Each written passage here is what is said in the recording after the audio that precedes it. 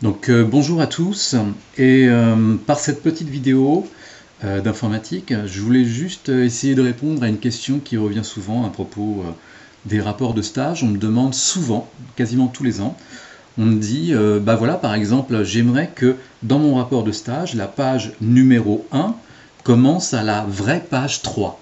C'est-à-dire, par exemple, ici j'ai mon introduction page 3, et ben, j'aimerais que ça commence avec la page numéro 1 pour l'introduction, puis numéro 2, numéro 3, et que par exemple les pages précédentes, page de garde, remerciements, etc., il n'y ait pas de numéro de page. Donc on me demande souvent ça. Bon, bien évidemment, vous pourriez vouloir des petites variantes, mais ça revient au même, ça revient à dire, ok, la page 1 commence à telle page. La page 1 ou n'importe quel numéro de page d'ailleurs. Donc comment est-ce qu'on peut faire ça? Moi j'ai trouvé une petite solution que je vais vous proposer là maintenant, mais il en existe peut-être d'autres. Okay, donc pour l'instant, en fait, ce que j'ai fait, c'est que j'ai écrit un petit peu n'importe quoi, hein, j'ai écrit n'importe quoi, puis j'ai écrit page de garde, et puis vous voyez qu'il n'y a pas de numéro de page pour l'instant qui a été placé en bas de mes pages. Okay, donc pour l'instant, pas de numéro de page. La première chose que je vais vous proposer de faire, c'est d'expliquer en fait à votre traitement de texte que cette page-là et toutes les autres qui vont suivre, donc à partir de là, on est dans une autre section. Okay, on est dans une autre section et donc on pourra numéroter de la même manière. Et puis avant, on est dans une autre section. D'accord? Et le fait de faire des barrières de section va nous permettre de paginer de manière différente. Bon. Et par ailleurs, moi, en tout cas, pour ce qui est de ma technique, les deux pages qui sont avant, je vais devoir dire que cette première page, c'est une section, cette deuxième page, c'est une deuxième section. Et puis, après, il y a la page qui m'intéresse, ce sera une troisième section. Donc, en fait, je vais créer des sections jusqu'à arriver à la page qui m'intéresse. D'accord? Donc, par exemple, je me mets en bas de ma première page, ici, tout en bas, au niveau de mon texte, et je fais mise en page, saut de page, ici, et je fais saut de section, page suivante. Et quand je fais ça,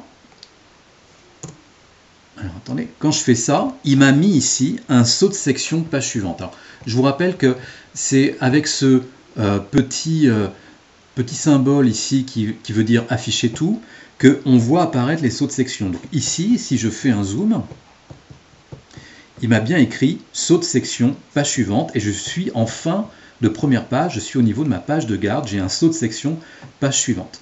D'accord? Et il ne m'a toujours pas mis de numéro de page. Alors, attendez, je dézoome. Voilà. Je vais faire exactement la même chose, mais cette fois-ci sur ma page de remerciement. C'est-à-dire je me mets tout en bas de ma page et je lui fais de nouveau mise en page, saut de page, saut de section, page suivante. D'accord? Donc il m'a mis un saut de section de page suivante ici, un saut de section de page suivante ici. Ok? Donc en fait, j'ai une section, deux sections, et enfin, toutes les autres pages qui suivent sont ma troisième section. Ok? À présent, je vais lui dire de me réaliser ce que l'on appelle la mise en page. Enfin, oui, la pagination. Donc je me mets en fin de troisième page, c'est-à-dire la page qui m'intéresse, là où je vais commencer à numéroter, ici au niveau de mon introduction. Et puis je fais insertion, ici, et dans le tête et pied de page, donc je suis dans insertion, tête et pied de page, il y a écrit numéro de page. Je vais dans numéro de page, et je vais sélectionner ici format des numéros de page. Dans format de numéro de page, il me propose les numérotations à la suite de la section précédente. D'accord? Donc je fais OK.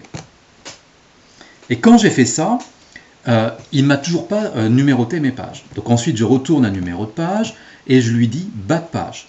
Parce que moi, j'aime bien avoir mes numéros de page en bas de page, en bas à droite. Donc je sélectionne bas de page, numéro normal 3, et là, il me met des numéros. Et alors, quand vous mettez une pagination, ce qui est intéressant, c'est qu'il vous indique le pied de page. La tête de page et le pied de page, mais il vous indique aussi si vous êtes dans des sections différentes. Donc là, on voit bien qu'on est en pied de page section 1, pied de page section 2, pied de page section 3. Et bien évidemment, les autres pages ici, pied de page section 3, pied de page section 3. Qu'en est-il à présent des numéros de page? Donc on va zoomer un petit peu pour voir qu'est-ce qu'il en est au niveau des numéros de page. Eh bien, ici, il y a écrit page 3. Tout le monde le voit. Mon introduction est page 3. Et puis ici, j'ai ma première page de garde qui est page 1 et ma deuxième page qui est ma page de remerciement qui est page 2. Donc c'est beaucoup moins intéressant. Ok? Donc, ce qu'il aurait fallu que je lui dise, c'était plutôt de lui dire de commencer ici par me mettre un numéro étant égal à 1. Donc on va faire un retour en arrière, je fais un CTRL-Z. Je suis toujours au niveau de ma page d'introduction, donc j'ai enlevé les numéros de page, je suis à la fin, et là, à la fin donc, de ma page d'introduction, je lui fais insertion, numéro de page, format des numéros de page, et là je lui dis que je veux que ça commence à la page 1. Ok? Et là je fais OK. Il ne m'a pas mis le numéro de page, je lui rajoute bas de page en bas à droite. C'est parti, bas de page en bas à droite. Et là, vous voyez que j'ai mon introduction qui commence en page 1. Donc parce que je lui ai dit au départ que je voulais que ça commence en page 1, eh bien là où j'étais placé, à mon début de section 3, il m'a mis page 1. Puis après, je suis toujours section 3, je suis en page 2. Qu'est-ce qu'il en est des autres sections précédentes? La section 2 et la section 1. Eh bien la section 2 est page 2 et la section 1 est, elle est page 1. Donc c'est assez bizarre. D'accord? Je me retrouve avec une page de garde, page 1, un remerciement, page 2, et enfin mon introduction qui se trouve en page 1. Bon, donc on est à la moitié du chemin. Alors regardez, c'est pas compliqué, il suffit de cliquer ici, donc je suis toujours en tête et pied de page. Je clique sur le 1 de ma première feuille, qui est ma page de garde ici, je suis en tête et pied de page, et là il y a une case à cocher dans les options qui s'appelle première page différente. Donc je vais cocher cette première page différente, et là, petit miracle, ma page de garde, eh bien, elle a perdu son numéro. Donc comme il dit que la première page est différente, il comprend qu'il ne doit pas la paginer, il ne doit pas mettre un numéro de page. Donc elle a perdu son numéro de page, c'est génial, c'est ce que je voulais. Ensuite, je suis dans une autre section.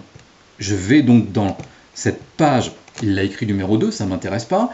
Comme je suis dans une autre section, je peux lui dire que cette première page de ma nouvelle section, je veux qu'elle ait une première page différente. Donc je clique sur première page différente.